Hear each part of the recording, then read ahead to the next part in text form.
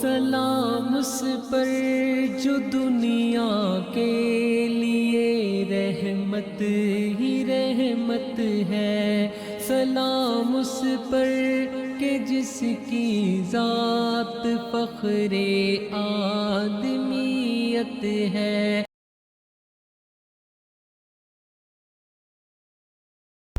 پیارے بچوں، یہ بتائیے کہ منصوبہ کسے کہتے ہیں؟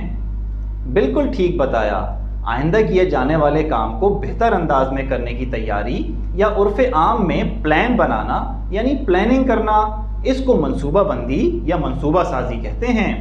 یوں تو اس کے بارے میں کئی باتیں ہیں، لیکن ایک بہت مشہور ہے کہ اگر آپ پلان بنانے میں فیل ہو گئے تو دراصل آپ نے فیل ہونے کا پلان بنا لیا۔ پیارے بچوں، بغیر پلاننگ کا زیادہ کام اتنا فائدہ نہیں دے گا جتنا پلاننگ کے ساتھ کیا ہوا تھوڑا سا کام دے گا۔ مثلاً پکنک ہی کو لے لیں، اگر ہم بغیر تیاری کے اور بغیر وقت طے کیے کسی بھی وقت پکنک کو نکل جائیں تو کیا اتنا مزہ آئے گا جو ہم پہلے سے پلاننگ کر کے، تیاریاں کر کے، سب کو بتا کر پکنک پر نکلتے ہیں تو آتا ہے۔ اسی طرح ہمیں اپنے ہر کام میں پلاننگ کرنے کی ضرورت ہے، چاہے وہ روز مرہ کا ہو یا کبھی کبھی کیا جاتا ہو۔ اس کی پلاننگ میں وقت صرف کرنا وقت کا ضیاع نہیں بلکہ بہترین استعمال ہے۔ کہا جاتا ہے کہ 1 گھنٹے کی پلاننگ سے 10 گھنٹے کا کام بچ سکتا ہے۔ پیارے بچوں، پلاننگ کرتے ہوئے اور چیزوں کے ساتھ ساتھ ہمیں اپنے مقصد زندگی کو سامنے رکھنے کی ضرورت ہے، یا اسی مقصد سے جڑا کوئی چھوٹا مقصد، تاکہ وہ پلان اور عمل ہمیں اس مقصد کے حصول سے قریب کر دے۔ کوئی بھی مقصد بغیر پلان کے صرف ایک خواہش رہ جاتی ہے جس کا پورا ہونا آسان نہیں ہوتا۔ پیارے بچوں، آپ شاید سوچ رہے ہوں کہ آج سیرت طیبہ کے ذکر کے بجائے یہ منصوبہ بندی کہاں سے آ ٹپکی؟ تو یہ سوال بھی ہم آپ ہی سے کرتے ہیں، کون بتائے گا اس کا جواب؟ جی بالکل درست، ہجرت کے واقعے سے۔ ہجرت کا واقعہ آپ صلی اللہ علیہ وسلم کی پلاننگ کا ایک بہترین نمونہ ہے۔ سب سے پہلے تو اس میں یہ دیکھیں کہ کیا اس میں کوئی مقصد موجود ہے؟ جی ہاں، مدینے پہنچنا، اور وہ ایک بڑے مقصد تک لے جا رہا ہے، یعنی اسلام کو غالب کرنا۔ پھر یہ دیکھیں کہ کفار سے بچنے کے لیے مخالف سمت جانا، پہاڑ کے اوپر غار میں رہنا تاکہ عام آنے جانے والوں کی نظر میں نہ آ جائیں۔ آپ بچے چاہیں تو انہیں انگلیوں پر گن کر یاد بھی کر سکتے ہیں۔ 2 پوائنٹ اوپر بتا دیے، یعنی نمبر 1 مخالف سمت جانا، نمبر 2 غار میں رہنا، نمبر 3 یہ تھا کہ حضرت ابو بکر رضی اللہ تعالیٰ عنہ کے بیٹے حضرت عبداللہ سے روزانہ قریش والوں کے حالات اور چالوں کی خبر لیتے تھے۔ 4تھا پوائنٹ حضرت ابو بکر رضی اللہ تعالیٰ عنہ کے غلام حضرت عامر بن فہیرہ رضی اللہ تعالیٰ عنہ کا اسی علاقے میں بکریاں چرانا تاکہ آنے جانے والوں کے پاؤں کے نشانات مٹ جائیں۔ نمبر 5 جن اونٹنیوں پر ہجرت کرنی تھی ان کو خصوصی طور پر ببول کے پتوں کا چارہ کھلایا گیا تاکہ وہ عادی ہو جائیں، سخت جان ہو جائیں۔ نمبر 6 راستوں کے ماہر شخص عبداللہ بن عریقت سے پہلے سے معاملہ طے کیا گیا کہ وہ سفر میں ان کے ساتھ ہوں گے۔ نمبر 7 مکہ مدینہ کے عام راستے سے ہٹ کر لمبے اور الگ راستے سے گئے تاکہ آنے جانے والوں سے ٹکراؤ یا ملاقات نہ ہو۔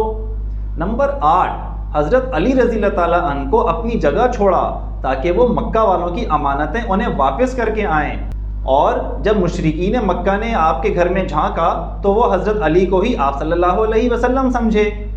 دیکھا بچوں، پلاننگ میں صرف اپنا نہیں بلکہ اپنے دشمنوں کا بھی کیسا خیال رکھا کہ ان کی امانتیں ان کو واپس کرنے کا انتظام کر کے آئے۔ سلام اس پر کہ جس نے خون کے پیاسوں کو قبائیں دی، سلام اس پر کہ جس نے گالیاں سن کر دعائیں دی۔ اللہم صلی علی محمد وعلی آل محمد۔ تو بچوں، جب حضرت ابو بکر رضی اللہ تعالیٰ عنہ کے بیٹے حضرت عبداللہ نے خبر دی کہ قریش اب ان کے ملنے سے مایوس ہو کر تلاش بند کر چکے ہیں، تو آپ صلی اللہ علیہ وسلم نے 3 روز غار ثور میں قیام کے بعد سفر کا آغاز کیا۔ حضرت ابو بکر رضی اللہ تعالیٰ عنہ کی بیٹی حضرت اسماء گھر سے کھانا اور پانی وغیرہ لے آئیں، لیکن اونٹ پر باندھنے کی کوئی چیز نہ تھی۔ تو انہوں نے اپنے کپڑے کے اوپر بندھی کپڑے کی بیلٹ پھاڑ کر اس سے کھانا باندھا۔ اس بیلٹ کو نطاق کہتے ہیں اور اسی وجہ سے حضرت اسما کو ذات النطاقین یعنی دو نطاقوں والی کے لقب سے یاد کیا جاتا ہے۔ حضور صلی اللہ علیہ وسلم نے حضرت ابو بکر رضی اللہ تعالیٰ عنہ کے انکار کے باوجود ان کی اونٹنی کو خریدا، پھر اس پر سوار ہوئے۔ اس اونٹنی کا نام ناقہ تھا اور یہ خوش قسمت ترین اونٹنیوں میں سے ایک ہے۔ پھر یہ لوگ راستہ بتانے والے ماہر شخص کے ساتھ مدینے کی جانب چل پڑے، جو انہیں بالکل سنسان ساحلی علاقے سے لے کر چلے۔ راستے میں ام معبد رضی اللہ تعالیٰ عنہا کا خیمہ پڑا، جہاں ایک بکری بھی موجود تھی جو بیماری یا کمزوری کی وجہ سے ریوڑ کے ساتھ نہ جا سکی تھی۔ آپ صلی اللہ علیہ وسلم نے اللہ کا نام لے کر اور دعا کر کے بکری کا دودھ نکالا تو اتنا دودھ نکل آیا کہ بڑا سا برتن بھر گیا، جس سے آپ صلی اللہ علیہ وسلم نے سب کو دودھ پلایا اور آخر میں خود پیا۔ ہم بھی اگر کسی کو کوئی چیز کھلائیں یا پلائیں تو خود آخر میں کھانا پینا چاہیے۔ پھر آپ صلی اللہ علیہ وسلم نے دوبارہ اسی برتن میں دودھ نکالا اور ان کے پاس چھوڑ کر آگے بڑھے۔ آپ صلی اللہ علیہ وسلم کسی کی کوئی بھی چیز استعمال کرتے تو واپس کرتے وقت کچھ اضافی تحفہ ضرور دیا کرتے، جیسا انہوں نے دودھ دوبارہ بھر کر عطا فرمایا۔ بعد میں حضرت ام معبد اور ان کے شوہر مدینہ آ کر مسلمان ہو گئے تھے۔ ادھر یہ قافلہ مدینہ جا رہا تھا اور دوسری طرف کفار مکہ اپنی ناکامی پر سر پیٹ رہے تھے۔ ایسے میں ان کے پاس ساحلی علاقے سے ایک شخص سفر کر کے آیا تو بولا کہ اس نے ساحلی راستے میں چند مسافر دیکھے ہیں، شاید وہ محمد اور ان کے ساتھی ہوں۔ اس مجلس میں ایک ذہین شخص سراقہ بھی موجود تھا۔ اس نے بھانپ لیا کہ ضرور یہ بات درست ہے، لیکن اگر سارے لوگ انہیں لینے نکل پڑے تو 100 اونٹوں کا انعام تو تقسیم ہو جائے گا۔ سراقہ نے سوچا کہ سارا انعام اسے ہی مل جائے، اس لیے باقیوں کو روکنا ضروری ہے۔ اس نے فوراً ساحلی علاقے سے آئے ہوئے شخص کی تردید کر دی، یعنی اس کو منع کیا کہ وہ تو کوئی اور لوگ ہیں جو اس کے سامنے ہی وہاں گئے ہیں۔ پھر وہ کچھ دیر بعد وہاں سے اٹھا، تیاری کی اور ساحلی علاقے کی طرف روانہ ہو گیا، یہاں تک کہ اسے حضور صلی اللہ علیہ وسلم کا قافلہ دکھائی دینے لگا، جس میں حضرت ابو بکر، حضرت عامر اور حضرت عبداللہ رضی اللہ تعالیٰ عنہم شامل تھے۔ ابھی سراقہ ان سے دور ہی تھا کہ اس کا گھوڑا پھسلا اور وہ زمین پر گر گیا۔ وہ دوبارہ اٹھ کر گھوڑے پر سوار ہوا اور آگے بڑھا، یہاں تک کہ اسے رسول اللہ صلی اللہ علیہ وسلم کی قرأت سنائی دینے لگی۔ آپ صلی اللہ علیہ وسلم بے فکر ہو کر اللہ کے ذکر میں مشغول تھے، جبکہ حضرت ابو بکر رضی اللہ تعالیٰ عنہ بار بار بے چین ہو کر پیچھے دیکھ رہے تھے۔ ایک بار پھر گھوڑے کو ٹھوکر لگی، ایسی کہ وہ گھٹنوں تک زمین میں دھنس گیا اور سراقہ دوبارہ زمین پہ گر پڑا۔ اب اس نے سمجھ لیا کہ وہ اس قافلے کا کچھ نہیں بگاڑ سکتا، لہٰذا اس نے امان کے ساتھ پکارا تو قافلہ رکا۔ سراقہ نے اہل مکہ کے حالات اور عزائم کی خبر دی کہ انہوں نے 100 اونٹ آپ کو پکڑنے پر انعام رکھے ہیں، اور ساتھ ہی پیشکش کی کہ اگر کوئی چیز چاہیے ہو تو میں آپ کو پیش کروں۔ انہوں نے اس سے لیا تو کچھ نہیں، بس یہ کہا کہ ہماری خبر کسی کو مت دینا۔ پھر سراقہ نے آپ صلی اللہ علیہ وسلم سے گزارش کی کہ اس کو امن کا سرٹیفکیٹ دے دیں۔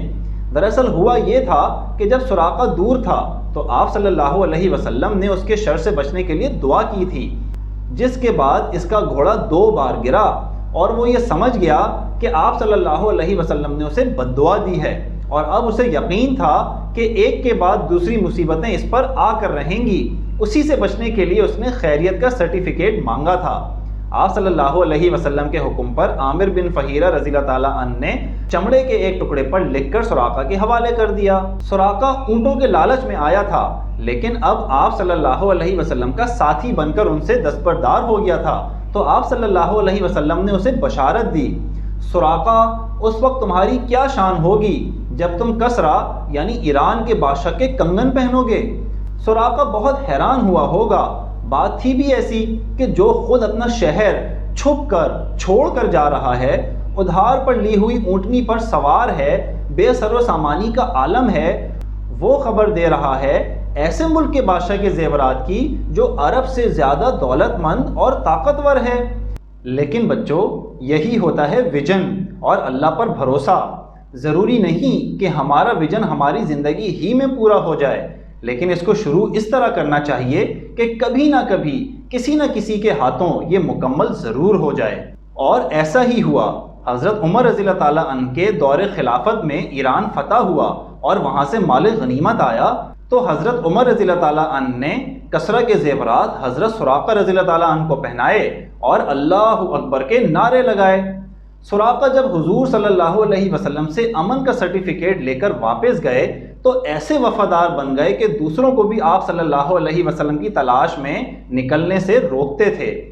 سلام اس پر جو دنیا کے لیے رحمت ہی رحمت ہے، سلام اس پر کہ جس کی ذات فخر آدمیت ہے،